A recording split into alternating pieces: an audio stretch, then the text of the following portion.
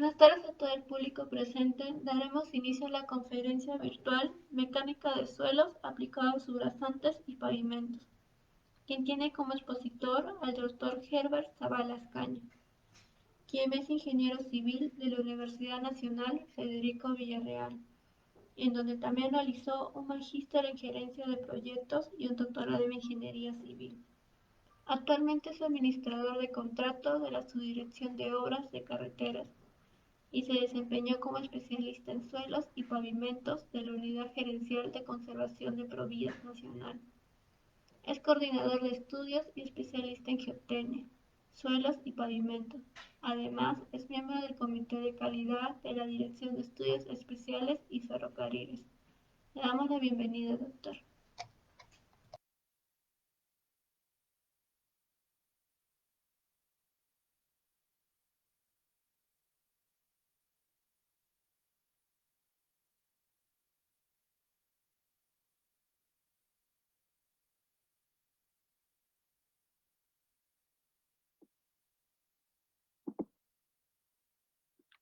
Buenas tardes con todos. Eh, eh, el día de hoy tocaremos el tema de mecánica de suelos aplicados a subrasantes y pavimentos, y lo que vamos a ver es desde el punto de vista teórico y práctico, ¿no? En el sentido de llevar los fundamentos y cuál es su aplicación. Bueno, en primera instancia tenemos que conocer cuáles son los componentes de la infraestructura vial para ubicarnos, qué es lo que vamos a atender nosotros, ¿no? Cuando hablamos de mecánica de suelos, tenemos que nosotros enfocarnos en el sentido de que somos como los médicos.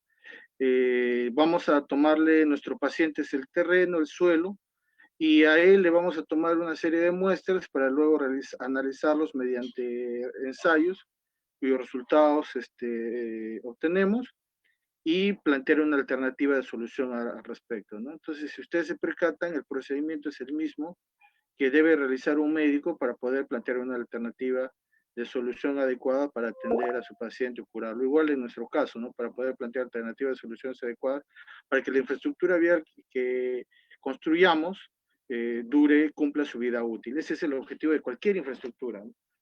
Y además, cualquier infraestructura va a estar apoyada sobre el terreno. Entonces, si el terreno falla, nuestra estructura simplemente se derruye, y por ende, bueno, pues implica que tengamos, bueno, implica pérdidas económicas, sociales y de vidas probablemente. Aquí en esta sección transversal que tenemos, el objetivo, señores, tenemos dos zonas. El objetivo es llegar a esta línea, que es la línea de subrasante. Y hago este énfasis porque muchas veces he tenido casos con muchos ingenieros, y más que nada con los jóvenes, en que no diferencian la línea de subrasante con la rasante, ¿no? Por eso, el primer objetivo es llegar a esta línea de subrasante. Y una vez llegada a esta línea de subrasante, tenemos dos opciones. La primera opción es, tenemos la línea de pespuntes, es nuestro terreno, y vamos a realizar el corte sobre él, ¿okay? Para llegar a esta línea. La otra zona que tenemos es la de terraplén o relleno. Vamos a aclarar por qué terraplén o relleno. Pero en función, los primeros 30 centímetros de del terraplén se llama la corona, y que debe estar compactado al 95 grados, al 95% de la máxima densidad seca. La parte restante viene a ser el cuerpo, y si el terreno sobre el cual se apoya el terraplén o relleno es deficiente, podemos añadir una capa adicional que se denomina base. Si la pendiente de nuestro terreno es mayor al 20%, sobre él vamos a tener que, antes de colocarlo, vamos a tener que construir banquetas para poder apoyar de manera sostenible, que no se produzca un deslizamiento sobre el material que colocamos. Sobre esta línea de subrasante, nosotros vamos a colocar el pavimento, ¿ok? La subbase, base, la carpeta asfáltica, o como vamos a ir viendo más adelante, la losa de concreto, adoquines, etcétera. Y en la zona de corte hacer un hincapié, ¿no? Porque en la infraestructura vial nosotros tenemos dos especialidades: mecánica de suelos y tenemos geotecnia. Si hablamos en sí, la geotecnia es la aplicación de la mecánica de suelos y mecánica de rocas. Por ello, los ingenieros geólogos son, una de sus especialidades es el tema de geotecnia. Y para el caso de determinar la capacidad de estudiar los suelos con fines sobre el cual voy a colocar un pavimento, eso viene a ser la especialidad de mecánica de suelos. Es decir, el geólogo geotecnista va a ocuparse de hacer el análisis de estabilidad de taludes, de este talud que tenemos aquí en la zona de corte. Igual puede ser en el análisis de estabilidad de talud y la capacidad portante para el terraplén, siempre y cuando esto tenga una altura mayor a 5 metros. Bueno, entonces, habiendo entrado en materia, en esta parte de dónde vamos a estudiar nosotros, porque muchas veces cuando dicen mecánica de suelos piensan pues, que si bien piensan, por ejemplo, ¿no? Nos ha pasado caso los de la Contraloría, dicen mecánica de suelos, y para ellos es indistinto un geotecnista de un especialista de mecánica de suelos, ¿no? Ambos son dos especialidades que tienen dos funciones distintas para poder asegurar y garantizar las soluciones en la infraestructura vial.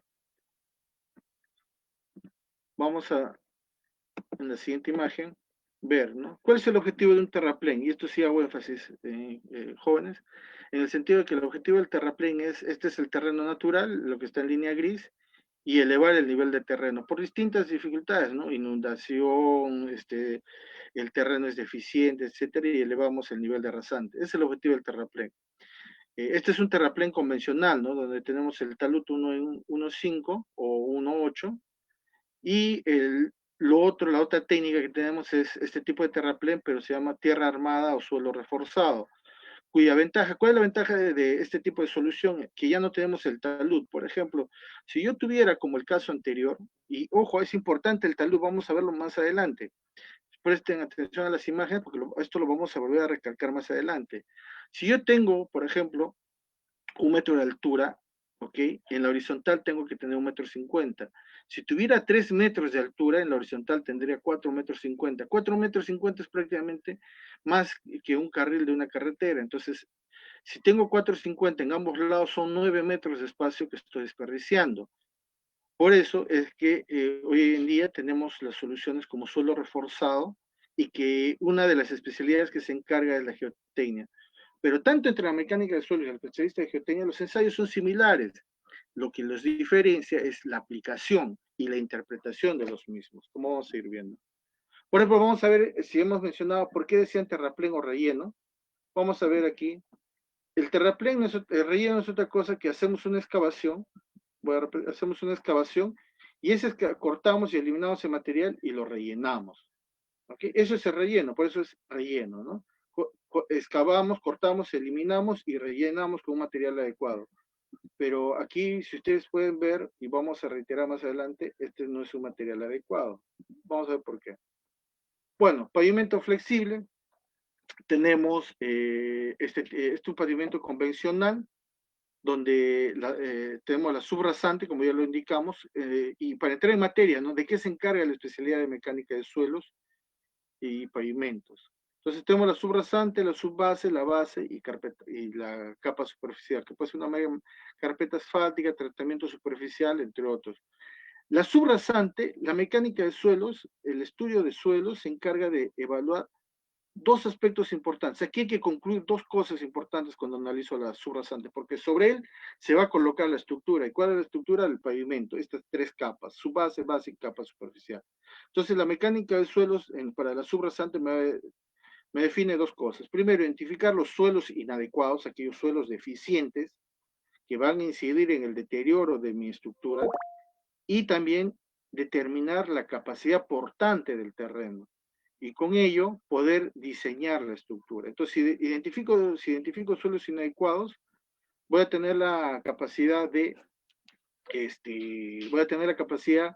poder mejorarlo, plantear alternativas de solución para mejorarlo. Porque esa es una de las funciones, y por tanto incrementar la resistencia. Pero la mecánica de suelos para los pavimentos básicamente se traduce en buscar fuentes de materiales con el objetivo, y hacer análisis similares, parecidos, pero otros más, ¿no? Con otro número más de ensayos, con la finalidad de poder evaluarlos si cumplen o no con las características suficientes y las especificaciones técnicas para ser usados como una subbase, como una base o como capa superficial. Aquí por ejemplo en la imagen podemos ver, ¿no? Tenemos un pavimento flexible, la calzada, ¿ok? Y la berma a los extremos. La calzada aquí 2 carriles y la berma. Y aquí tenemos una calicata, una prospección, que es una calicata, sobre la cual estamos evaluando cuáles son las condiciones de la estructura que se ha colocado. Otro tipo de pavimento que tenemos es pavimentos rígidos, subrasante, como en el caso anterior, y aquí similar. El objetivo es, así coloque una losa de concreto, señores, el objetivo es determinar suelos, identificar los suelos inadecuados para mejorarlos e incrementar su resistencia y la resistencia de los suelos existentes. Sobre él colocamos una subbase y sobre esta subbase una losa de concreto. Por ejemplo, aquí podemos ver, ¿no? Tenemos unos que generalmente son losas de concreto cuadradas, que tienen juntas transversales y juntas longitudinales, ¿no? Y si ustedes pueden apreciar aquí, esto tiene un mayor desgaste distinto al de la berma. Otro tipo de pavimento que tenemos es el pavimento semirrígido. Pavimento semirrígido con, ¿cuál es el objetivo de esto? ¿No? Normalmente se usa en zonas urbanas y tenemos, por ejemplo, igual, hacemos el estudio de suelos, la subrasante, sobre él colocamos, ahora sí, la base granular y sobre esa base granular compactada colocamos la cama de arena y, y sobre la cama de arena colocamos los adoquines, ¿ok? En distintas distribuciones, como lo vemos en la imagen derecha, con el objetivo de, bueno, pues también dar transitabilidad, ¿no? Y una mejor superficie. Ojo que aquí colocamos un sardinel con el objetivo de dar confinamiento al pavimento. Por ejemplo, aquí tenemos una plataforma de estacionamiento de un aeropuerto, ¿no? Y vemos que el pavimento sobre el cual está transitando la aeronave o está estacionada la aeronave es un pavimento, es un adoquín. Otro tipo de soluciones que tenemos en el país, o teníamos, menos mal esta técnica ya está reduciendo en nuestro país, menos mal en la red vial nacional, es el afirmado, ¿no? Y el afirmado es un material muy deficiente porque su vida útil es muy corta. Si alguno de ustedes ya ha tenido la experiencia de viajar en estas vías, bueno, es como decimos, el confort en este tipo de soluciones no es eficiente, ¿no? Y el usuario siente el malestar al viajar en este tipo de vías. Por ejemplo, ¿no? Otro aspecto, la emisión de polvo, que afecta a la seguridad vial, afecta al medio ambiente, ¿no? Y también afecta a la calidad de vida de los pobladores adyacentes a ella. Tenemos otro tipo de pavimento que son los estabilizados, que hoy en día son los que tienen ya mayor incidencia. Y cuando hablamos de suelos estabilizados, debemos diferenciar dos cosas. La primera es que lo voy a usar en bases estabilizadas. Y la segunda es si lo voy a usar con fines de mejoramiento de suelos, porque puedo tener un suelo inadecuado y una técnica para mejorar los suelos inadecuados es estabilizarlos con distintos aditivos que vamos a mencionar más adelante. Por ejemplo, esta carretera tenía un periodo de vida de 3 años y pueden apreciar su estado superficial, ¿no?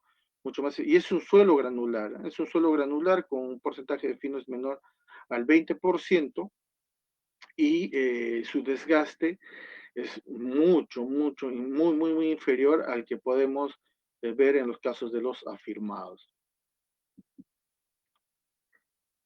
Nosotros tenemos que tener claro, ¿para qué hago el análisis? ¿Para qué por qué es necesario analizar, evaluar la subrasante? ¿Por qué es necesario evaluar la calidad de los materiales?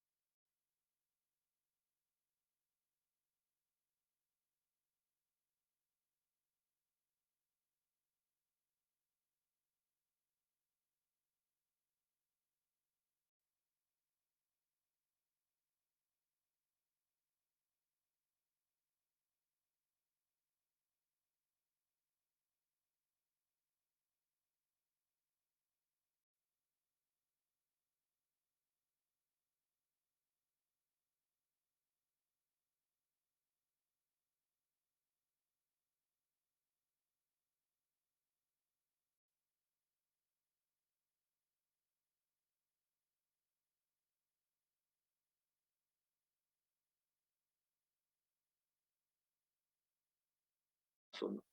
Pero no queda allí. Después de que construimos, ¿ok? Después de que construimos, tenemos que realizar el mantenimiento. Y el mantenimiento básicamente es que tengamos que tener muchos componentes de infraestructura vial, limpieza, ¿no? Por ejemplo, limpieza de la calzada para evitar reducir los agentes abrasivos sobre la superficie asfáltica o sobre el pavimento rígido, limpieza de las cunetas para que el agua fluya libremente y pueda escurrir hacia las alcantarillas y el agua se aleje siempre de la infraestructura vial, ¿no? O sea, todos esos componentes, de eso básicamente trata el mantenimiento rutinario.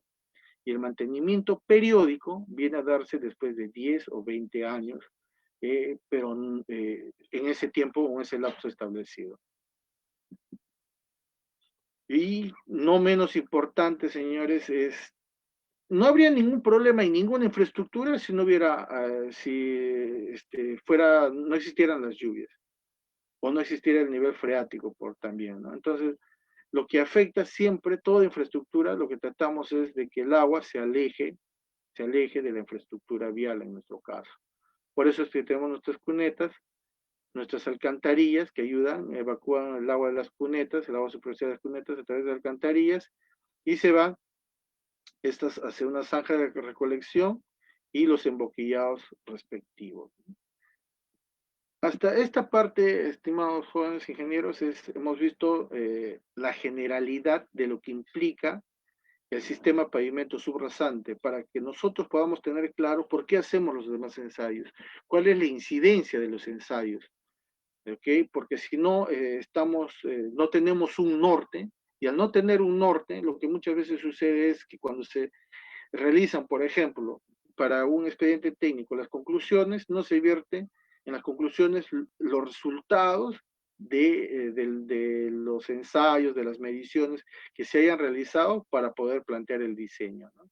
Entonces, eso es, en esta primera parte hemos tratado de aclarar. Y otro punto, el siguiente punto es que cuando hacemos cualquiera, ya sea en geotecnia, ya sea con pavimentos, nosotros vamos a transferir cargas al terreno. Y dependiendo de la magnitud de las cargas, el terreno se va a deformar.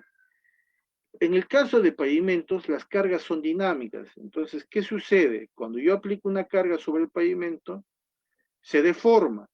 Esto es similar a como cuando cualquiera de nosotros se para sobre su colchón. Si tú te paraste sobre tu colchón, se hunde. Si tú sales de tu colchón, se recupera. Similar trabaja el pavimento. ¿Y cómo me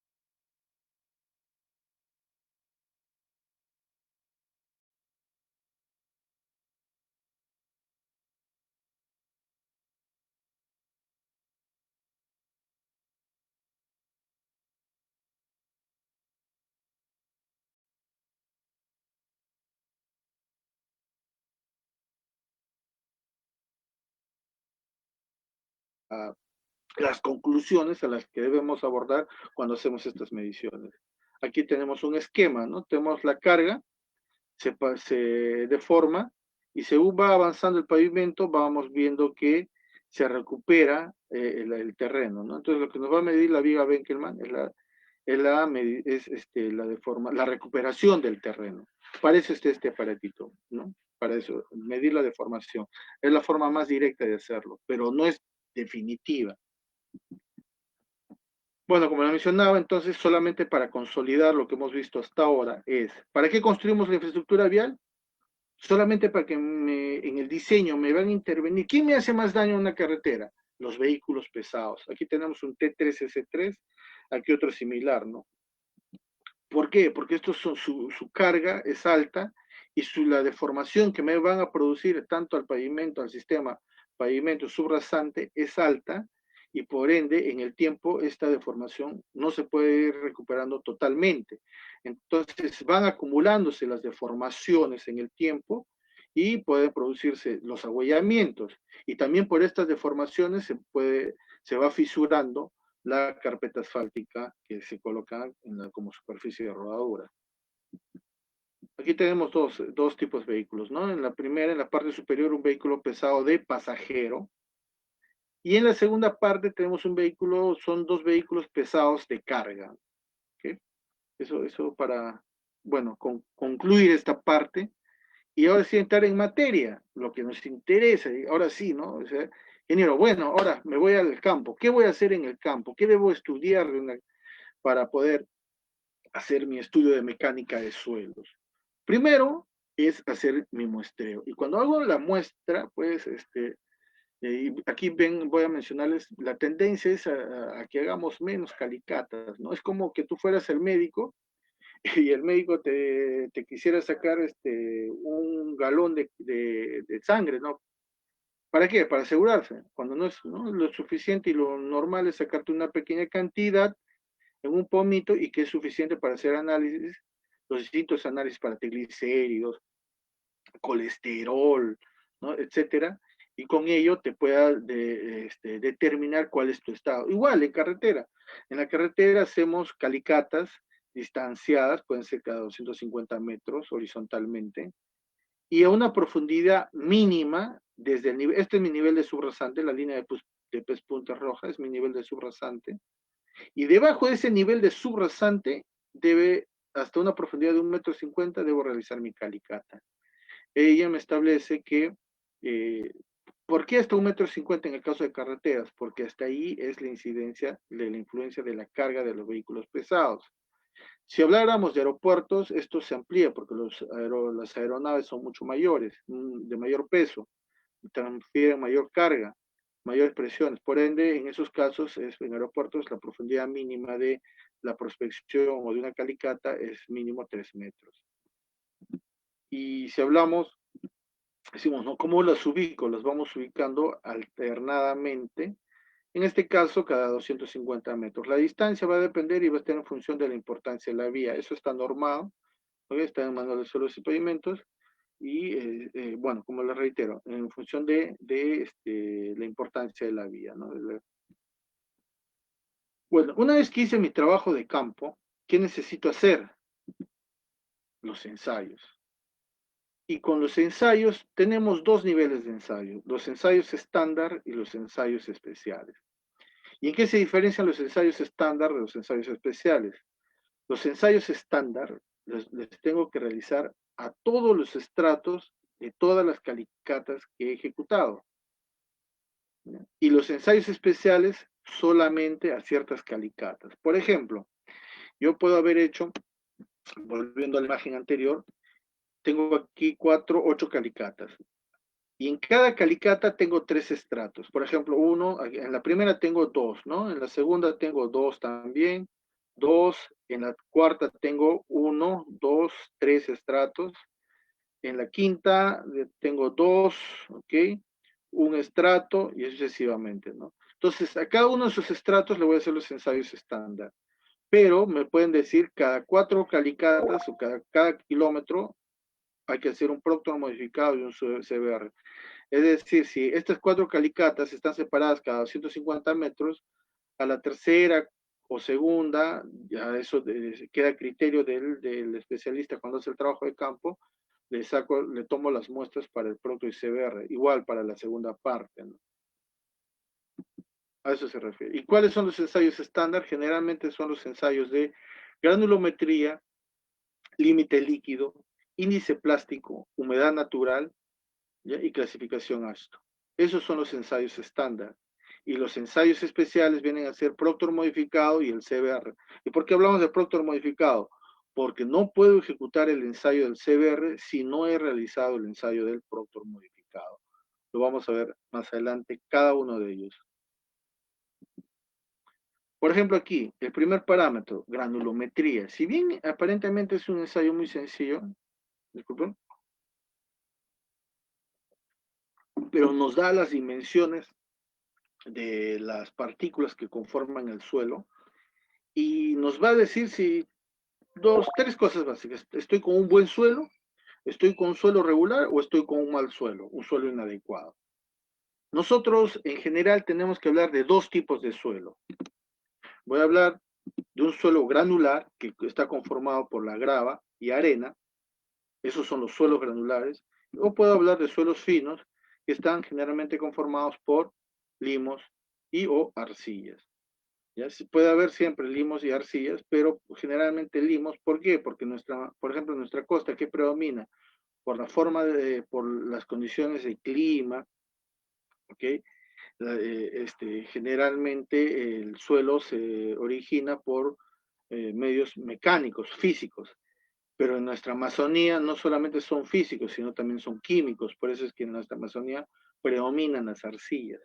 En nuestra costa, ¿qué predominan? Los suelos limosos. Lo máximo que podemos tener es un suelo limo arcilloso.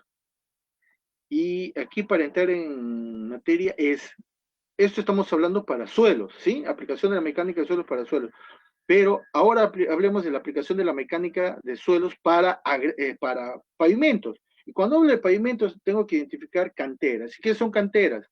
No son otra cosa que suelos. Pero estos suelos cumplen ciertas características para ser usados como fuente de materiales. ¿Y qué tipo de fuente de materiales? Para concreto hidráulico, para una mezcla, agregados para una mezcla asfáltica, para una base granular, una subbase granular, un mejoramiento de suelos, etcétera, como mencionas anteriormente. Pero aquí tenemos que aprender a definir lo que es agregado grueso, agregado fino. Y hago este énfasis porque no importa en qué parte o en qué universidad del mundo hayas estudiado, sí, y he tenido ocasiones de poder detectar esto, ¿no? Y me ha llamado mucha sorpresa, por eso es que a partir de ahí siempre he tratado de hacer énfasis en este aspecto. ¿Qué es el agregado grueso? Ese material retenido entre la 3 pulgadas, el retenido en la 3 cuartos, ¿no? Ese es el agregado grueso, la grava. ¿Y qué es el agregado fino? El agregado fino viene a ser la arena más los finos, ¿ok? El agregado fino viene a ser la arena más los finos. Entonces, ahí vemos una diferencia sustancial entre lo que definimos como suelos y lo que definimos como agregado grueso y agregado fino. Muchos confunden que los suelos finos son agregados finos. No, no. El agregado fino viene a ser arena más finos. Y si somos un poquito más incidentes, por ejemplo, quiero hablar de una mezcla asfáltica, ¿qué es el filler? Uy, me falta el filler. El filler no viene a ser otra cosa que el material que pasa la malla número 200. Entonces, muchas veces en los agregados que se requiere, todos los agregados requieren que el porcentaje que pasa la malla 200 sea bajo y que sea no plástico. Y hago este énfasis porque aquí viene el fundamento por qué usamos fuentes de materiales convencionales. Las fuentes de materiales convencionales nos piden que sean materiales de baja plasticidad, a nula. Y cuando hablamos de baja plasticidad estamos hablando pues, de poder dar condiciones menor a 4, menor a 2, ¿ok? El porcentaje de finos que sea inferior al 20%. ¿Ya? También sí se requiere finos, pero de preferencia que sean limos, no arcillas.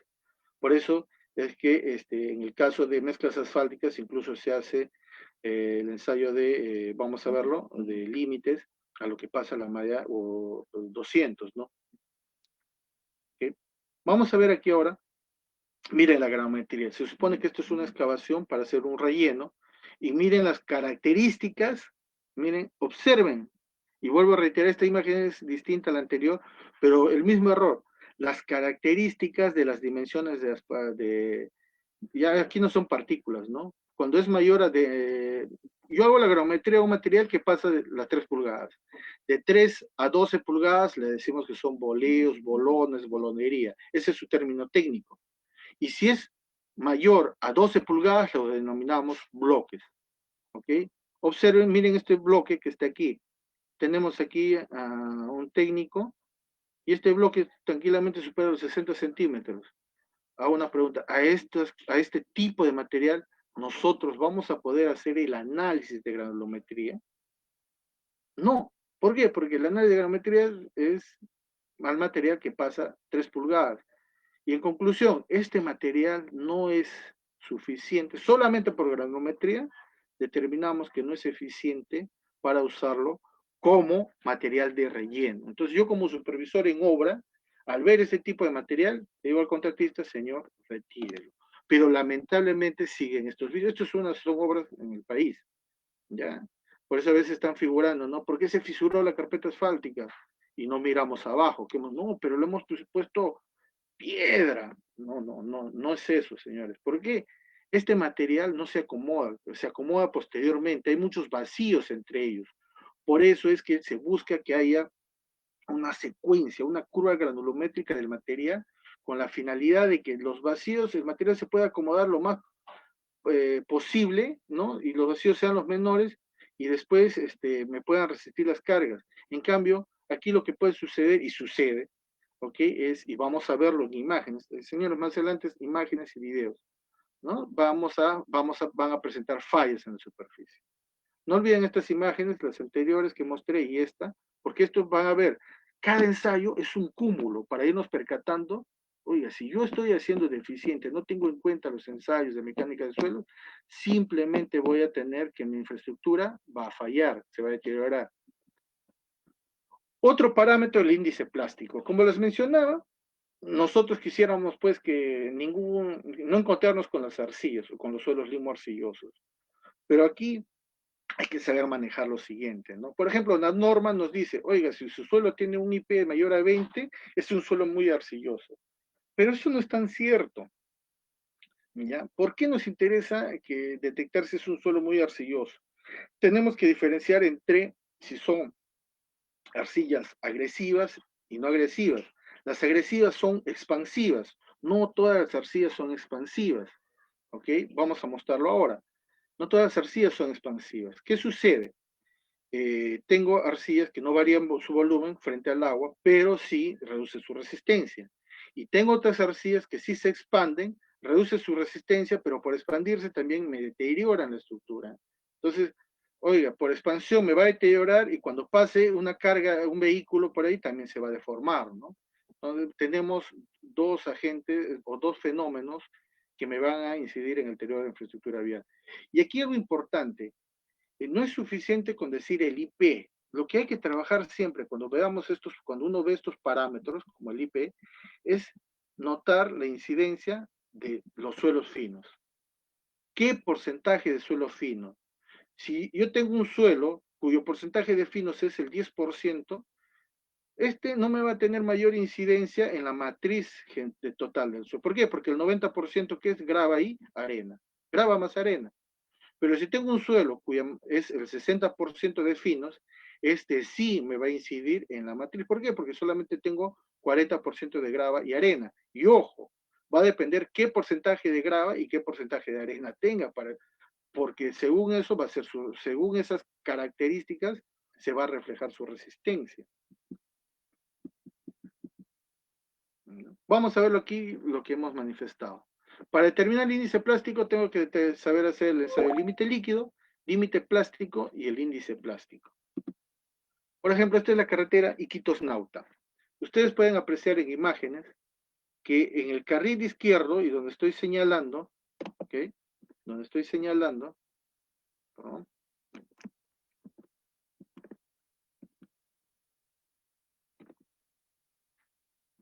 donde estoy señalando, hay una expansión. ¿Listo? Y esta expansión, ¿a qué se debe? En Iquitos Loreto, la carretera Iquitos Nauta, ¿qué predomina como suelos ahí? Arcillas. ¿Ya? Y si predominan las arcillas, lo que va a ir sucediendo es que si vamos a construir sobre él, vamos a tener eficiencias. Pero no solamente es suficiente que exista el suelo deficiente, sino también es el otro agente. Por ejemplo, el otro agente es el agua. Una arcilla por sí sola es dura. Les puedo mostrar aquí, ¿no? Una arcilla, estando seca, es dura, durísima. Pero, si lo pongo frente al agua, va a cambiar su resistencia. Si lo pongo frente al agua, va a cambiar su resistencia. Y esto va a hacer que se expanda. Y aquí, por ejemplo, entonces la carretera Iquitos-Nauta tiene 100 kilómetros. Estos 100 kilómetros, solo en algunas zonas se produce esta expansión. Si vemos en esta imagen, la expansión solamente se produce en el carril izquierdo, más no en el derecho. ¿Quién nos está indicando esto? Primero, que aquí tenemos una arcilla agresiva. Segundo, que hay el otro agente. ¿Cuál es el otro agente? El agua. Y al ser el otro agente el agua, va a hacer que la arcilla reaccione. Ahora, tenemos que tomar soluciones ahí. Si yo sé que tengo una arcilla agresiva, tengo que dar soluciones. Y muchas veces decimos, no, mire, ¿sabes qué? Le ponemos concreto hidráulico. Le ponemos concreto hidráulico y no pasa nada arriba. ¿Recuerdan cuando veíamos pavimentos rígidos? Les decía, en el subrasante hay que identificar los suelos inadecuados y mejorarlos. Bueno, alguien creyó, no, como a veces usualmente dicen, no, la teoría es otra cosa, yo aprendo en el campo. Bueno, vamos a ver de esos comentarios que se hacen, yo aprendo en el campo. Aquí está uno que aprende en el campo, ¿no? Le colocó una losa de concreto, hizo un muy bonito corte, ¿y qué pasó con la losa de concreto?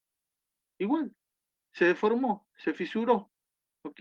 La expansión es tal que genera esfuerzos y deteriora a la losa de concreto que se ha colocado aquí. ¿Y qué más podemos apreciar aquí? ¿Acaso hicimos algo para disipar el agua que probablemente esté colmatado en este sector? No. Pensamos que con colocar las losas de concreto simplemente solucionado. Y nos damos cuenta, ¿no? Miren, lo primero que teníamos que haber hecho es dejar limpia esta zona para evitar que el agua se colmate sobre él, porque es lo más probable, porque aquí no vemos ninguna cuneta. Y con eso haber hecho un mejoramiento y por lo tanto haber planteado la misma solución que existía anteriormente, un pavimento flexible, y no haber hecho un gasto absurdo como el que vemos aquí. ¿Esto qué nos demuestra? Desconocimiento, falta del manejo de los fundamentos técnicos de mecánica de suelos. Y aquí les vamos a mostrar que no todas las arcillas son expansivas. Por ejemplo, esta es una investigación, una demostración que hice, porque cuando hablamos los ingenieros no hablamos, los ingenieros demostramos, sustentamos. Es una demostración que hice en el año 2012, porque muchos de los ingenieros en el país dicen, ¿no? Una arcilla, ya basta que dijeron una arcilla, su mejor opinión es decir, oiga, sí es una arcilla expansiva, lo cual no es cierto, ¿ya? No todas las arcillas son expansivas, vamos a mostrarlo. Por, este caso se hizo durante 4 días. Compactamos varias briquetas, todas son arcillas, por el método Marshall, y los dejamos sumergidos en agua, no sumergidos, sino en una parte 1 centímetro bajo un espesor de 1 centímetro de agua, durante 4 días. Aquí está la fecha, 2 de marzo de 2012 al 6 de marzo de 2012. Vamos a ver esta briqueta. Vemos, ¿no? Esta briqueta y vámonos después de 4 días. ¿Qué pasó? Se expandió, ¿no? ¿Ya? Expansión, ¿ok? Expansión. Vamos a ver otra briqueta, como la que tenemos aquí. Otra briqueta, y vamos a ver el caso después de 4 días. Oye, ¿esta qué pasó? No cambió su volumen. Puede haber reducido su resistencia, sí, pero su volumen no ha cambiado. Y ya. Tenemos 3 tipos de arcilla: morilonitas, hilitas y caolinitas. Y les puedo, y ¿cuál es la más agresiva? La morilonita, que es esta. Entonces, esta que podemos ver otras briquetas, ¿no? Y nos damos cuenta que son morilonitas. Ingeniero, ¿y esta que no han variado su volumen? Ah, nos quedan 2 alternativas. O es una hilita o es una caolinita. Ahora lo vamos a ver.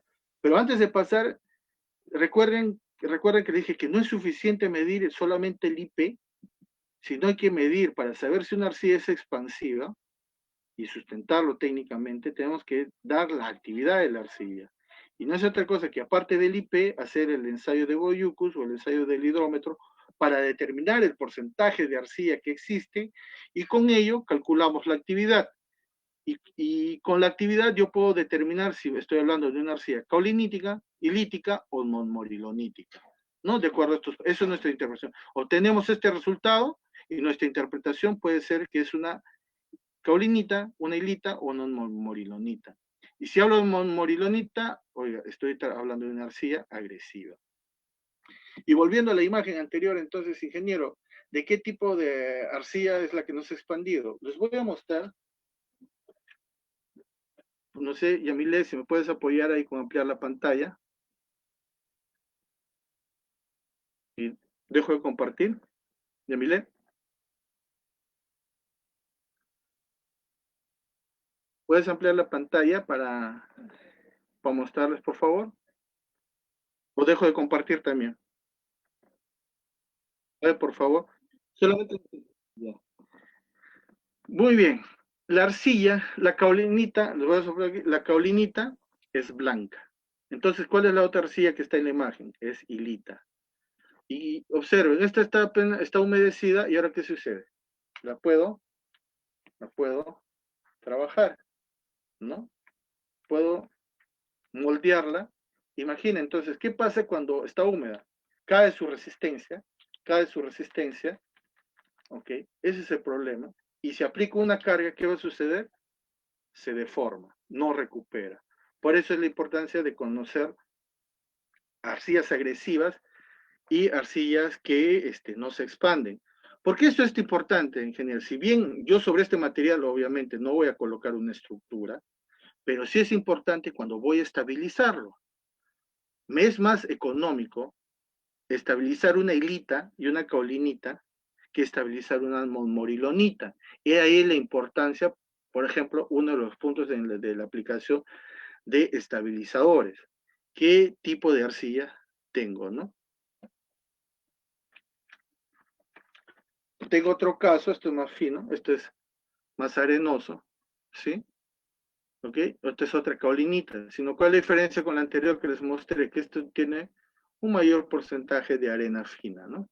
Mientras la otra tiene 90% que pasa a la malla 200, esto tiene un 85% que pasa a la malla 200. Bueno, habiendo, Yamile, ahora sí voy a compartir, volvamos a nuestra pantalla, ¿ok? Y habiendo mostrado esa parte, entonces, ¿cómo debemos identificar los suelos inadecuados? Ahora vamos a hablar de otra propiedad, el límite líquido. ¿Qué significa el límite líquido? Aquí no les voy a mencionar cómo se hace el ensayo. A nosotros, cuando ustedes van al médico, ¿qué les dice el médico? ¿Ustedes lo han visto al médico que hace el ensayo o el médico te interpreta los resultados que le ha dado el tecnólogo médico? Lo interpreta, ¿no? Él agarra, empieza a ver los resultados y te dice qué va a suceder contigo, ¿no? ¿Cuál es tu estado? Y si no corregimos ciertas características tuyas, que sería para nosotros especificación, simplemente te va a decir, oiga, usted no puede durar mucho, ¿no? O no se va a curar, o va a seguir con la enfermedad, o va a sufrir de esta enfermedad. Igual sucede. ¿Qué es el límite líquido? El límite líquido es la cantidad de agua que tiene el suelo y no va a tener resistencia. Por ejemplo, miren aquí. ¿Cómo creen que usted se ha producido esta deformación? Porque el suelo al superar su límite líquido, cuando el agua que contiene supera su límite líquido, ya no tiene resistencia a la deformación.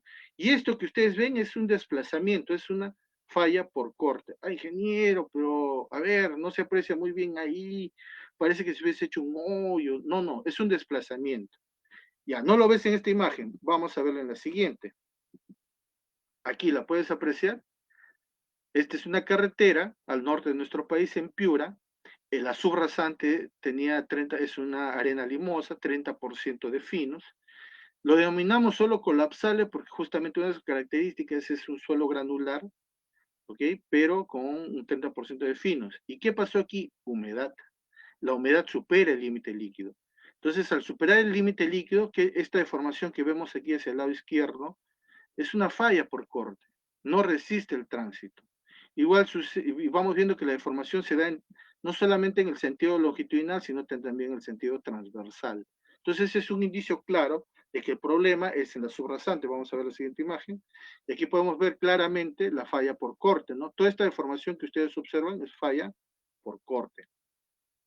Y aquí en la imagen derecha, justamente pueden apreciar que el agua subió por capilaridad y eso hizo que el suelo reduzca, miren, estamos hablando de una arena limosa, reduzca su resistencia y en el corto plazo, en menos de 3 meses, se deteriore. Y allí le importa. Ahora, ingeniero, y ¿cómo creen, por ejemplo, los huaicos? ¿Cómo creen que se producen los huaicos? Justamente, nadie, eh, tienen tal cantidad de agua que por gravedad no tiene resistencia al esfuerzo cortante. Y al no tener resistencia al esfuerzo cortante, ¿qué sucede con ese material? Se desliza como un fluido. Eso es el límite líquido. Y acabamos de ver cuál es la incidencia de no tener en cuenta por qué tenemos que evaluar el límite líquido en los suelos. Aquí tenemos el nivel freático, ¿no? Muchas veces, dependiendo de la época en la que hacemos los estudios, a veces no apreciamos con claridad el nivel freático, como en la imagen izquierda.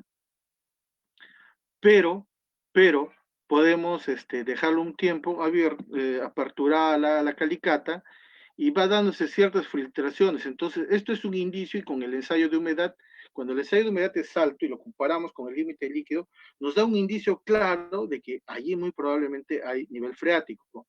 Y por tanto podemos plantear una alternativa de mejoramiento o un tema de recomendar un sistema de subdrenaje con la finalidad de deprimir el nivel freático. En la imagen derecha, por ejemplo, pueden ver, aquí ya se nota claramente el nivel freático, ¿no? Hicimos la excavación y en menos de 2 minutos, los 3 metros de excavación que hicimos con una excavadora se llenó de agua, ¿no?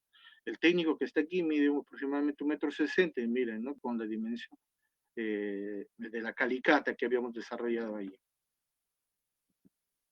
Bueno, a las finales, lo que nos interesa al hacer el ensayo de clasificación de suelos, los límites líquidos, límite plástico, determinar su IP, es clasificarlo, darle un nombre al suelo, para saber si es excelente, regular o malo. ¿Ya? Y la clasificación que se usa en carreteras es la clasificación AASHTO. Esta clasificación AASHTO, esta clasificación AASHTO es para carreteras, es exclusivo para carreteras. La clasificación SIUX es para otras estructuras, ¿ok? Ya sea puentes, ya sea para geotecnia, estabilidad de taludes. Pero para el tema de pavimentos y subrasantes, la clasificación que debemos dar es AASHTO. Bueno, y aquí el ensayo que mencionaban, los ensayos especiales. Habiendo visto y se han percatado por qué la importancia de hacer los ensayos estándar, aquí ahora tenemos los ensayos de Proctor modificado y CBR. El Proctor modificado, tenemos en la imagen izquierda, en las abscisas, la humedad, en las ordenadas, la densidad seca. No es otra cosa que me dicen, ¿no? Oiga, si se va incrementando la densidad, se incrementa el agua, se incrementa la densidad. ¿Cuál es el objetivo? Determinar la máxima densidad seca y el óptimo contenido de humedad. Porque si yo ya determino logrando la máxima densidad seca, voy a obtener la mayor resistencia. Y eso me ayuda a que cuando haga, por eso es que cuando construimos, aplicamos el óptimo contenido de humedad, ¿no? Aproximadamente, el óptimo contenido. Más menos 2 en el caso de subrasantes, más menos 1,5 en el caso de subbase o bases, ¿no? Y eso para que con la finalidad de que yo asegure que estoy logrando la resistencia mínima, porque si estoy por debajo va a fallar.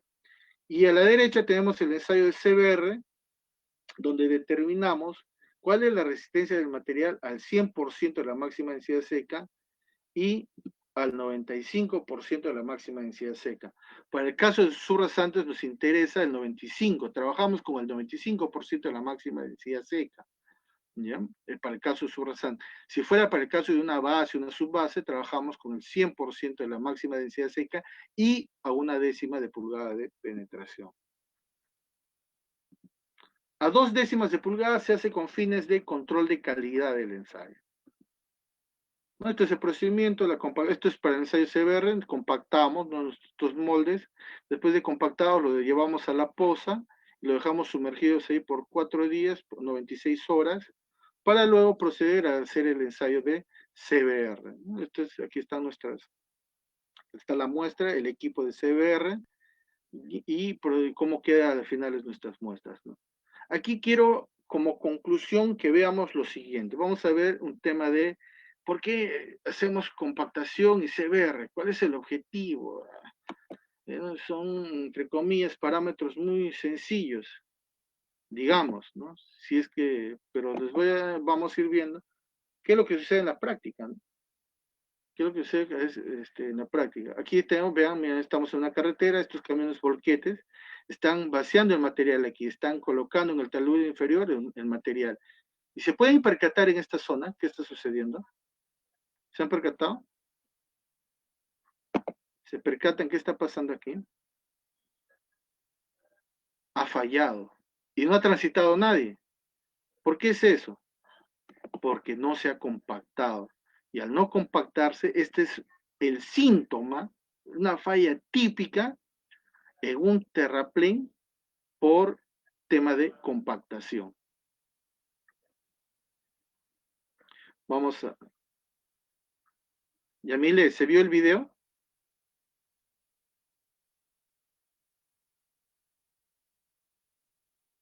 Ah, ok, avisa. A ver, voy a volver a compartir, por favor, para que no... Voy a compartir pantalla.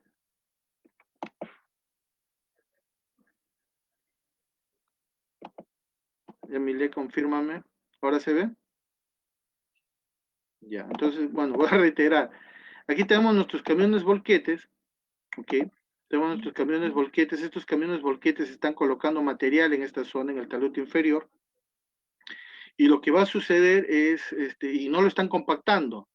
Y observen en esta zona cuál es la falla típica que empieza a aparecer cuando hay un problema en los terraplenes altos, ¿ya? En los terraplenes altos, la falla típica que va a aparecer. Para nosotros las fallas son síntomas de que algo está mal. Y en este caso, como no se ha compactado, la falla que empieza a aparecer es ese arco, es un arco parabólico, como le denominamos. ¿Ya? Y este arco parabólico se origina debido justamente si bien el material puede ser bueno o regular, pero se produce esa falla debido a que no estamos compactando, ¿no? Y ahí la importancia de la compactación. Y ahora vamos a ver otro caso de suelo y compactación. ¿Cómo incide en no tener en cuenta todos estos parámetros? Yamile, confírmame, ¿se ve la imagen? Ya, ok. Estas son imágenes, estimados ingenieros jóvenes, todas son imágenes de nuestro país. ¿Ya? Porque en nuestro país tenemos todas las condiciones. ¿Ven el tipo de falla? Este es un corte media ladera, así como la primera sección típica que les mostré en la primera diapositiva, ¿no? Por eso es importante conocerlo. Tenemos, ¿no? El talud superior, ¿ok? Esta es la zona de corte, y esta es nuestra zona de terraplén, ¿ya? Nuestra zona no es relleno, es zona de terraplén, porque hemos elevado el nivel del arrasante sobre el terreno existente. Bueno, vemos la forma, y la forma es típica, ¿ya? Me dirían, un ingeniero, ¿qué habrá pasado? Se ha deslizado, un problema. Pero aquí en esta zona es muy bonita, cuando vemos, vamos a verlo. Observen, sí, sí, ahí está la vereda, se produce el desnivel, ¿ok? ¿Vieron? El material se acomoda. ¿Qué habrá pasado aquí? Si nos percatamos, ¿se acuerdan en las primeras imágenes que mostré después de granometría les decía esos bloques que colocaba y luego se acomodan? Ya, exacto, justamente allí estos se acomodan y ¿qué va a suceder? Se refleja la falla. ¿Y la falla en qué zona está? En la zona que construyó el terraplén.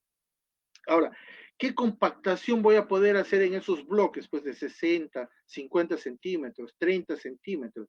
¿Qué voy a poder? ¿Qué compactación? Ninguna, ¿no? Todo es, lo colocamos, apoyamos y esperemos que funcione, ¿no? Pero nos va a suceder, es una carretera que tiene más de 30 tipos de fallas como esta. Entonces vemos que ahí hay un síntoma de que ha habido un proceso constructivo deficiente. Podemos apreciar, ¿no? Aquí vemos el nivel de la vereda, cómo ha variado por el deslizamiento del talud inferior, del terraplén que se ha acomodado. ¿Ya? Vamos viendo ahí algunas imágenes y lo que vemos que es similar al que mostramos en el video. Pero aquí algo importante, por ejemplo, aquí vemos, ¿no? Seguimos viendo el desnivel, la falla, ¿ok? La falla. Y ojo, si se han percatado, el talud no es alto. El talud de este terraplén no es alto. ¿Ve? No es alto. Aquí está el ingeniero y podemos ver que el talud no es alto. Entonces, eso nos está dando claro, y miren los materiales que tenemos, ¿no? Si somos perspicaces, empezamos a ver, ¿no? La calidad del material. Vean estos bloques, ¿ven? Me va indicando, oiga, mira, ¿qué material tengo abajo? ¿Qué material me han colocado? ¿Me han colocado bloques, bolonería o necesito un suelo? ¿Ok? Y nos percatamos que no se ha cumplido con la especificación técnica.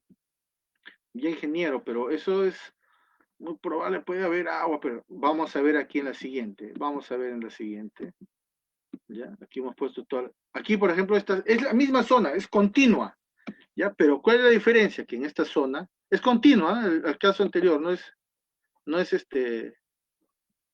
un momentito, es continuo el caso anterior y no nos ha variado.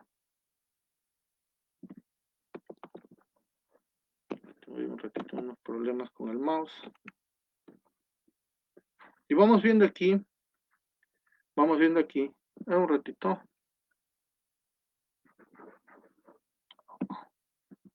Ya, tenemos el muro, ok, tenemos el muro, y tenemos el muro, ¿no? Y vemos que el muro mantiene su alineamiento, pero también podemos ir viendo cómo continúa la falla, ¿ok? Pero ingeniero, parece lineal, no, es una falla más prolongada y es en arco. Ahora puedes apreciar cómo se va dibujando el arco. Pero aquí ya no hay un talud. Entonces, esto nos da una seguridad de que el material que han colocado como relleno o como terraplén no cumple, primero, no tenemos el grado de compactación y las características de granulometría y por tanto clasificación de suelos no se cumplen, ¿no? Y tenemos este tipo de falla.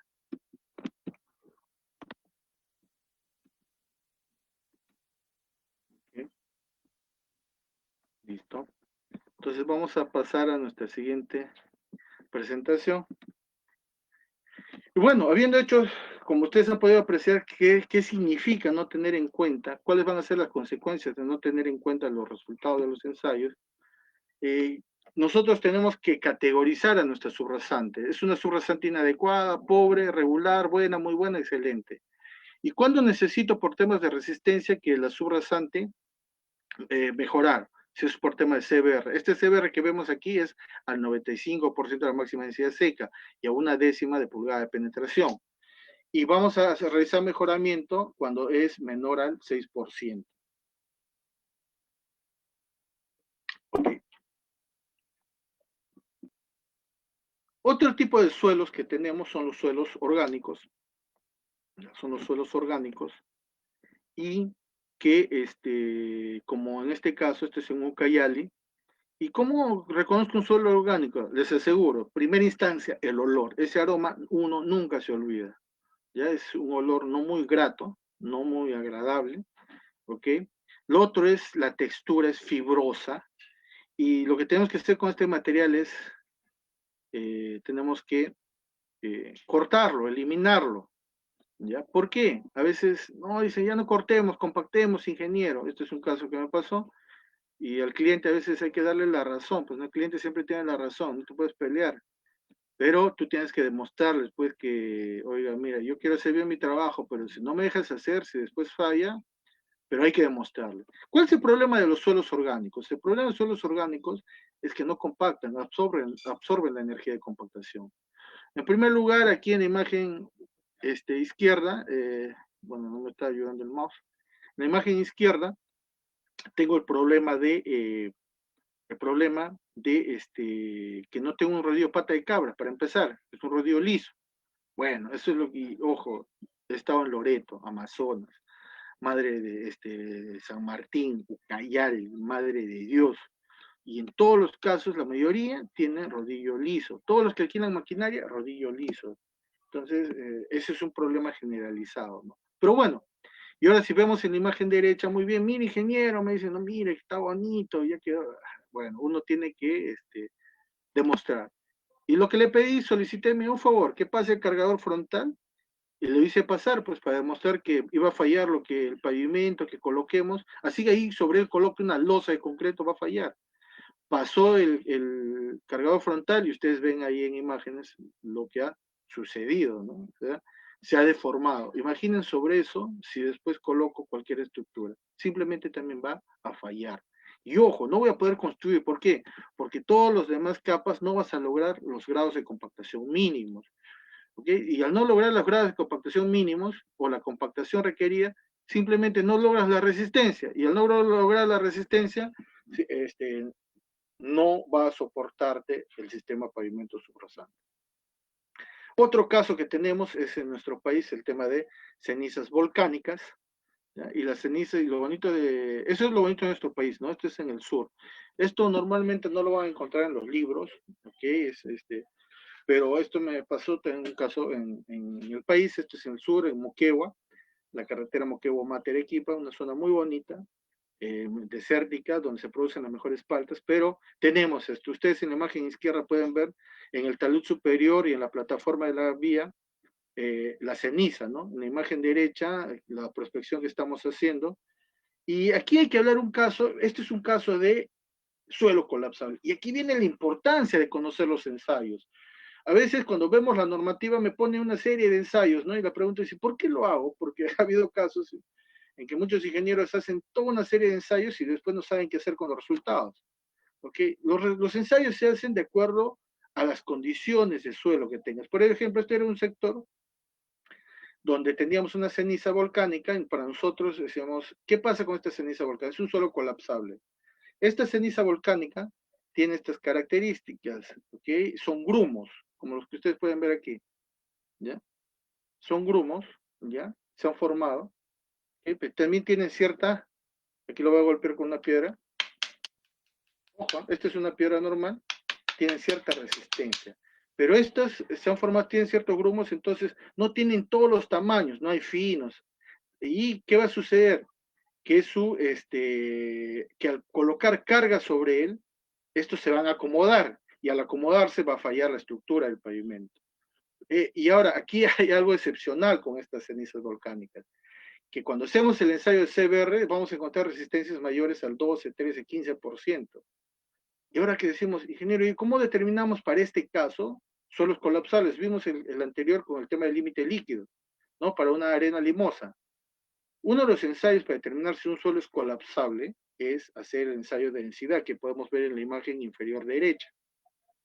Este ensayo nos va a permitir determinar cuál es la densidad in situ de este material. ¿Y qué creen que sucedió? Lo que pasó era que nos salió una densidad menor a 1, ¿ok? Una densidad menor a 1, a 1 gramo por centímetro cúbico o a menor a 1000, nos salió entre 800 a 900 kilos por metro cúbico. Yamile, quisiera pedirte favor ahí que maximices la pantalla para ver lo siguiente, ¿no? A ver, vamos, por favor, confírmame. Ya, ok. Entonces se aprecia. Esta es la piedra con la que golpeé inicialmente, por favor. Y aquí está la ceniza, la blanca. ¿Listo? ¿Ya? Resistencia, ¿lo pueden ver? Es una material resistente. Si fuera como una arcilla ya estaría desmenuzándose, ¿no? ¿Ok? Vamos a la piedra, a ver, vamos a ponerlo. Aquí está la piedra. Y vemos lo que sucede, ¿no? La piedra, al tener una mayor densidad que el agua, se hunde. Pero vamos ahora a la ceniza volcánica. ¿Y qué sucede con la ceniza volcánica? Flota. ¿Por qué? Porque su densidad es inferior al agua. Esto lo hacemos de una manera experimental, de una manera rápida, para poder decir que la densidad, que la densidad de la ceniza es mucho menor. Pero, ¿cómo lo hacemos ya científicamente? ¿Cómo demostramos eso? Haciendo el ensayo de densidad in situ, como vemos en la imagen inferior derecha, con el cono de arena. Ahora sí, podemos, Yamile, por favor, volver a la imagen. Y como tengo problemas con mi mouse, voy a acceder, me permiten, ya, voy a acceder a un video que quiero mostrarles, el otro ensayo que se realiza para esos casos. Cuando yo quiero determinar in situ, confírmanme por favor, Yamile, si se ve el video. Ya, este es el ensayo de PDC, penetrómetro dinámico de cono. Este ensayo me permite medir la resistencia, me da su equivalente, mido tantos golpes de penetración y lo convierto luego a CBR. Ya, lo convierto luego a CBR. Entonces, tiene una altura de caída libre, como ustedes ven, y también nos daba una muy buena resistencia. Y como han podido ver, he usado dos ensayos que comúnmente no se usan, ¿ya? Comúnmente no se usan, pero debido a las condiciones y características del tipo de material existente, tuve que emplearlos con la finalidad de determinar que, llegar a una conclusión, que se trataba de un suelo colapsable, de un material con muy buenas características de resistencia, pero el otro agente, no había agua. Cuando hablamos de suelos colapsables, por ejemplo, si vemos el Reglamento Nacional de Edificaciones, el Reglamento Nacional de Edificaciones nos dice, ¿no? Si yo quiero ver que un suelo es colapsable, tengo que medirle la consolidación. Primero mido su densidad natural, sí, pero también tengo que hacer la consolidación, pero el ensayo de consolidación se hace a suelos finos. ¿Y a qué suelos finos? Aquellos que tienen el límite líquido mayor a 50%, es decir, suelos que sean CH o MH, U o H, ¿ok? Todos esos suelos, entonces, a esos suelos les puedo, y si hay presencia de agua, hacerles el ensayo de consolidación. Si vemos aquí en el caso particular, no teníamos agua, no había nivel freático, y eso no está establecido en la norma, pero revisando, cuando uno se le presenta estos problemas, tienes que hurgar información, y nos percatamos pues de que si aplicábamos cargas no era necesario que existiera agua, que en estos casos el material se iba a acomodar, como ustedes han podido apreciar y como ven en imágenes, se iba a acomodar cuando empiecen a transitar los vehículos pesados. Por ende, había que hacer un mejoramiento de suelos. El mejoramiento de suelos que propusimos aquí, el diseño lo hizo quien les habla, ¿no? Fue aproximadamente 80 centímetros, 65 centímetros de material granular y 35 y 15 centímetros de un material de dimensión mayor estábamos entre 6 pulgadas, ¿no? De 6 pulgadas, 15 centímetros. Con eso lográbamos, ¿por qué los 15 centímetros de material granular? Porque requeríamos una transición entre el suelo o colapsable y para que este no suba hacia y contamine al siguiente, ¿no? Porque recuerden, esto por efecto de funcionamiento, y lo mismo sucede en las arcillas, cuando yo coloco un material granular sobre él, hay un tema de punzonamiento, y por ende, como le dirían comúnmente en la zona, lo traga, ¿no? Dicen lo traga, no, pero por punzonamiento se va hundiendo. Entonces, por eso le colocamos la transición. Bueno, el resultado final es obtener un perfil estratigráfico de acuerdo a las calicatas que hemos obtenido, con la clasificación ASHTO, identificar dónde tengo los buenos suelos y dónde tengo los suelos deficientes. Y esto nos permite sectorizar a nosotros para poder pasar al diseño de pavimentos. Vamos a ver otro caso de la aplicación que sería más para un geólogo y geotecnista, y es la aplicación geotecnia. Voy a ver aquí, por favor.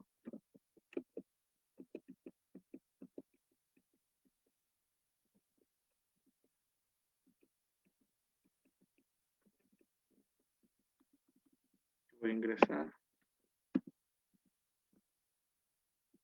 ¿No? Aquí. Este es un caso que me emociona mucho por el sentido porque es el ferrocarril Huancayo-Huancavelica. Y este ferrocarril Huancayo-Huancavelica durante 4 años el suscrito le ha dado pase porque teníamos todos los problemas de inestabilidad de taludes. Y hago énfasis aquí porque todos los ensayos que les he mostrado, ¿ok? Los hemos aplicado aquí, y uno adicional, el corte directo. Si ustedes pueden apreciar en imágenes, el cerro se ha deslizado, ¿no? Todo ese corte que ustedes ven es porque el cerro se ha deslizado, ¿ok? ¿Y por qué se deslizó? Agua. Vamos a ir viendo, ¿no? Y si ustedes pueden ver en la parte inferior de la imagen, están las vías del tren, ¿no? Están las vías del tren. Aquí está el agua, ¿no? Una de esas fuentes, ¿no? El sistema de saneamiento, desagua, hacia dónde iba, y al tratarse de un suelo granular, es permeable, y esa es la desventaja, ¿no? Entonces el agua se ha ido acumulando en regular tiempo, y también las precipitaciones, y ha hecho que, y si ustedes observan en la parte superior hay un distrito, es un distrito, ¿ok? Y una parte del terreno de ese distrito, de esa zona, se deslizó, ¿no? Y hay un claro ejemplo del efecto del tema del límite líquido, cuando la humedad que existe en el terreno sobre el límite líquido pierde su capacidad cortante o su resistencia al esfuerzo cortante, y por ende va a fallar. Podemos ver parte del río Mantaro represado. Esta zona es entre Huancayo y Huancavelica, específicamente cerca al distrito de Iscuchaca, ¿no? ¿Y cuál fue la solución que dimos en este punto? Esto es en el año 2014. La solución que dimos en este punto fue 2 cosas básicas. Primero, teníamos que recuperar las vías del tren, se habían, en 1,5 kilómetros, se había erosionado por el río. Nos pudimos percatar que el plano de falla estaba sobre el terreno, lo que nos permitió decir en una primera instancia, la zona que ya se deslizó y como la altura del talud es bajo, hagamos un corte, y en la otra zona que también está deslizada, banquetas, ¿no? Estos son los diseños al suscrito, y ustedes pueden apreciar las banquetas que se ven atrás. Vamos a ir viendo. Aquí está como la primera zona donde cortamos. La primera zona donde cortamos. El agua que recomendamos que se tenga que canalizar. Y al fondo ustedes pueden ir viendo el tema de las banquetas, ¿no? Ahí están nuestras banquetas, justo por donde está el puntero del mouse, ¿no? Ahí están nuestras banquetas. Entonces, y este terreno, una condición, este terreno es bueno. Este es un tema de origen de los suelos, ¿no? Es un suelo residual porque se mantiene sobre la roca original. Y si ustedes ven ahí toda la grava, es angulosa, pareciera que fuera chancada, pero es angulosa porque se ha formado por los agentes mecánicos y por lo tanto se ha fracturado. Y este es un muy buen material de relleno que nos va a permitir tener condiciones favorables cuando eh, preste servicio, ¿no? Claro, obviamente siguiendo todos los parámetros de compactación, de calidad de material, de talúes. Aquí podemos apreciar mejor las banquetas. Entonces, esta solución, quien les habla, lo diseñó en el año 2014 y bueno, pues a veces uno reza que no suceda una desgracia. Pero bueno, todo fue positivo porque hasta la fecha el ferrocarril o el tren macho, como lo conocemos, sigue dando tránsito y todas las soluciones que apliqué de esta manera con los conceptos que les manifiesto han sido en muchos casos, y no lo digo yo, sino por ejemplo, si ustedes saben, esto se está concesionando y muchas de soluciones que en su momento yo planteé como temporales han quedado como definitivas, ¿no? Entonces, esto es para hacerles un resumen de lo que implica conocer, saber sobre la mecánica de suelos. Bueno, y solamente porque ya veo que nos hemos pasado, ok, disculpen la emoción, a veces uno se emociona al hablar de estos temas porque no solamente lo hace, no lo vemos desde un punto de vista teórico, ¿no? Sino teórico, la aplicación y la experiencia como parte de aporte, ¿no? Para poder contribuir. ¿Qué hacemos con una cantera? Como decimos, cantera de suelo, buscamos estos materiales para toda la lista que tenemos ahí, para mejoramientos, terraplenes, afirmados, buscar suelos que cumplan con la finalidad como fuente de material, ya lo manifestamos anterior. Es decir, voy a buscar agregados que me sirvan como agregado grueso y como agregado fino. Entonces, vamos a manejar desde ese aspecto. Bueno, hacemos nuestras calicatas para determinar la potencia. Estos son los ensayos estándar que tengo que hacerle a toda la lista, ¿ya? Toda la lista de ensayos para cada uno de los componentes. Los ensayos especiales también para mejoramiento, relleno, para una base, subbase, etcétera. Y también para fuentes de agua. Bueno, sin más que agradecerles, o bueno, espero que haya sido de utilidad. Paso a las consultas que hubiera lugar. ¿Por qué el 95% de CBR es en subrasante y el 100% en subbase y base? Porque cuando se manejan las resistencias tienen que ir creciendo de abajo hacia arriba, no la inversa. Tengo que tener las menores resistencias abajo y de ahí las mayores resistencias hacia arriba. Eso es un punto, ¿no? Y es más que suficiente para lo que tenemos que, en el caso de subrasantes demostrado, para poder ir logrando un proceso constructivo adecuado. Espero haber aclarado eso. Es el 95% para el tema de subrasante, ¿no? El grado de compactación mínimo requerido es más que suficiente para lo que necesitamos.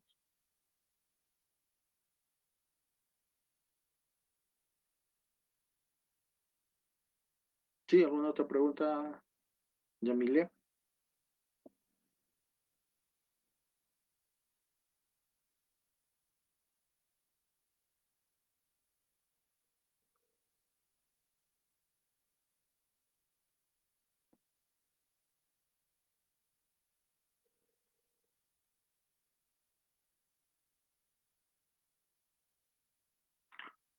Bueno, si no hubiera más preguntas, más consultas.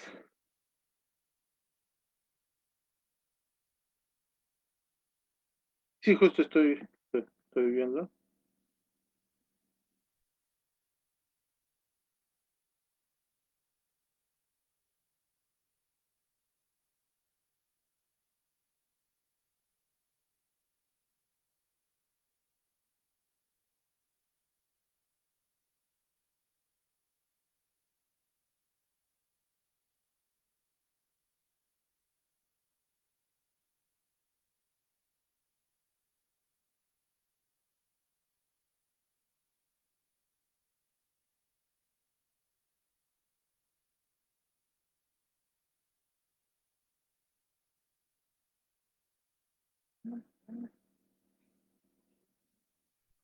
A ver, estoy tratando de Nilsson, Bruno Ramírez. A ver, la consulta de Bruno, por favor.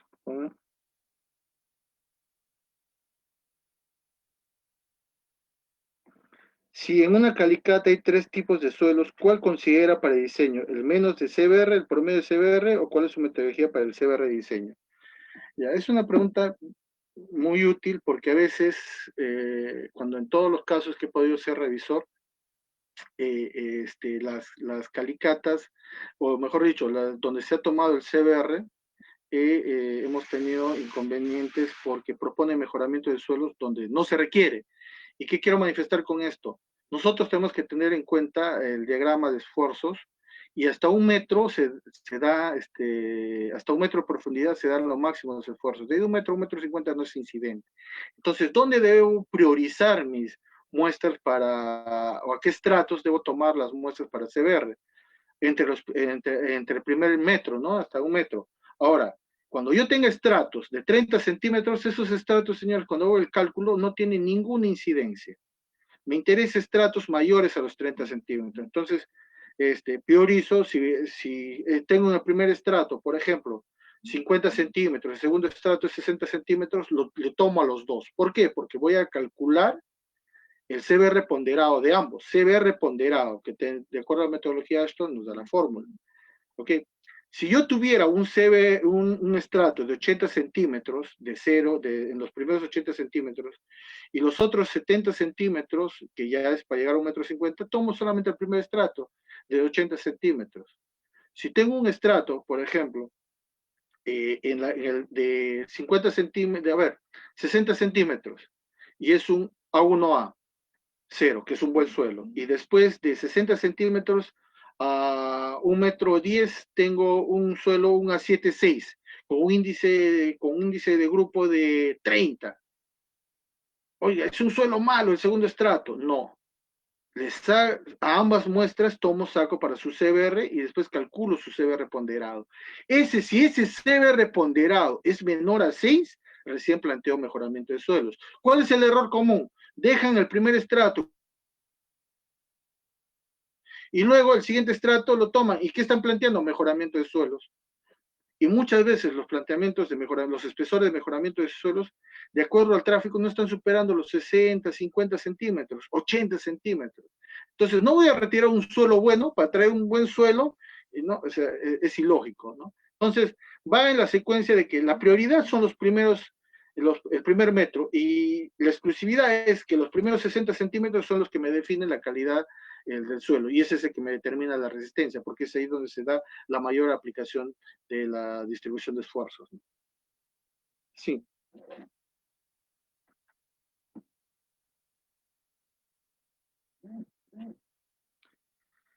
A ver, en carreteras y en la infraestructura vial usamos el Proctor modificado porque nos va a lograr dar las más altas densidades.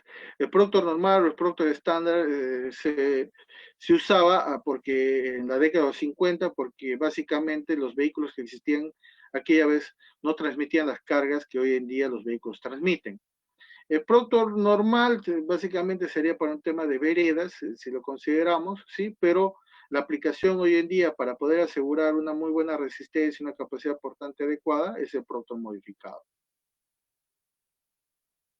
¿Qué medidas de solución se deben tomar frente a suelos expansivos? Primero, recomendar como especialista en mecánica de suelo las obras de arte y drenaje, o sea, plantear obras de drenaje superficial y plantear las obras de subdrenaje en primera instancia.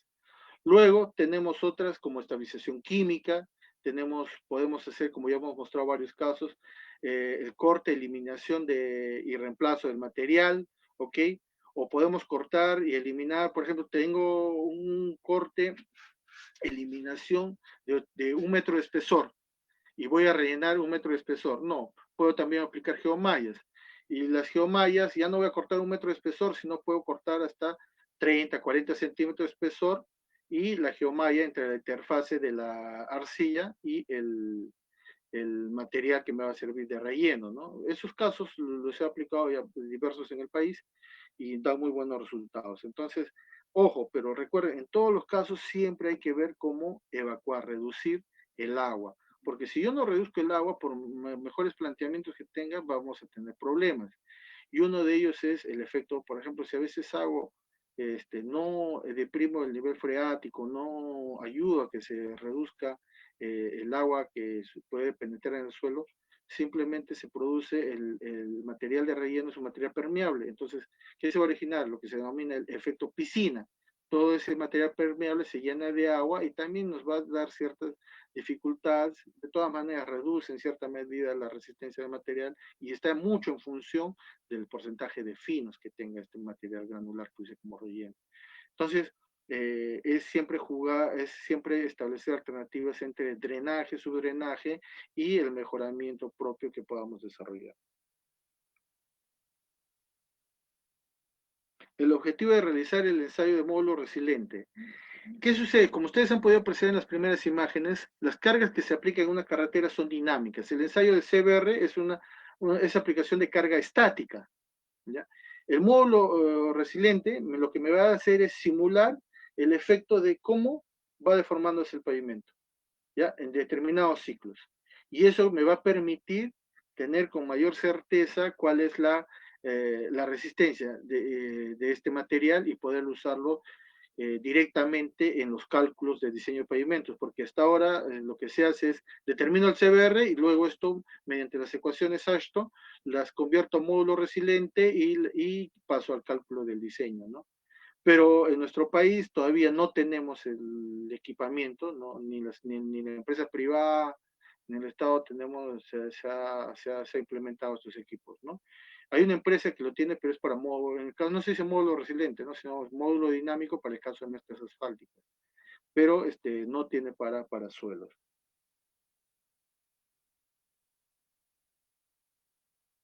En un suelo donde la napa freática se encuentra a poca profundidad, ¿cuál será la solución para drenar el agua? Subdrenes. Tenemos dren francés, tenemos varias alternativas, pero ahí es trabajar, recordemos que en la infraestructura vial tenemos distintas especialidades. Tenemos la especialidad de mecánica de suelos y pavimentos, tenemos la especialidad de geología y geotecnia, tenemos la especialidad de hidrología y drenaje, tenemos la especialidad de topografía, diseño geométrico y seguridad vial, tenemos la especialidad de metrados, costos y presupuestos, tenemos el especialista de estructuras. Entonces, hay que trabajar, el especialista en mecánica de suelos plantea soluciones, pero también estas tienen que estar consensuadas con los demás especialistas, como el especialista de hidrología y drenaje y el especialista de estructuras, ¿no? Si la estructura que se plantea para determinado lugar es coherente y también teniendo en cuenta algo importante que a veces se omite, planteamos soluciones y no nos damos cuenta cuál es la topografía, ¿no? Por ejemplo, tenía un caso donde me plantean un badén y cuando se ve el badén que se ha planteado, nos percatamos pues que se está planteando un corte cerrado y la quebrada nos había quedado a 10 metros sobre la plataforma actual, ¿no? Por el corte del terreno. Entonces, cuando se plantea una alternativa hay que consensuar entre las distintas especialidades y recuerden, siempre hay que deprimir, alejar, evacuar el sistema, el agua. Entonces, en muchos de estos casos se está usando subdrenes.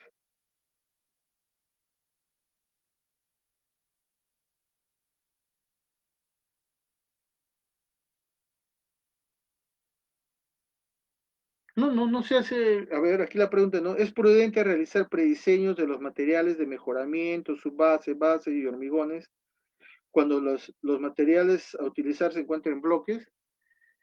Este predimensionamiento se hace una estimación cuando yo quiero buscar canteras, cuando hago un estudio de un expediente técnico o un perfil reforzado, previamente para saber qué número de canteras necesito y la potencia adecuada la potencia que voy a requerir, hacemos una estimación, ¿no? Un predimensionamiento. Pero de ahí propiamente dicho, no usamos estos espesores, usamos el dimensionamiento se hace en función a la capacidad portante que determinemos de la subrasante por sectores, ¿no? Al tráfico existente por sectores, ¿no? Y en función a ello, y la calidad de los materiales que vamos a tener, ¿no? Cuál va a ser el aporte estructural de cada una de las capas del pavimento a colocar. Entonces, en función a ello, ya se determina el espesor del pavimento. El predimensionamiento que mencionas se hace, pero en una etapa inicial con la finalidad de búsqueda de canteras, porque si no hacemos eso, no sabemos cuántas canteras necesitamos para cada una de las capas y no sabemos cuál es el volumen que vamos a necesitar, ¿no? Y corremos el riesgo de que terminado el expediente técnico y ya nos entreguen el diseño, no cumplan o nos quedemos por debajo, la potencia de nuestras canteras quede por debajo de las alternativas de solución planteadas. Ya, bueno, digan, espero haber absuelto todas sus consultas y bueno, sin más que decir que muchas gracias a todos y bueno, que las pequeñas demostraciones hechas ustedes lo pueden hacer y es una forma práctica muchas veces de hacer las cosas. Y de ahí, obviamente, hacer los ensayos que correspondan para poder consolidar el conocimiento. Gracias a todos y bueno, creo que hasta pronto. Bien, damos por concluida esta magistral conferencia. Agradecemos al doctor Herbert por su participación y también al público que estuvo presente. Muchas gracias.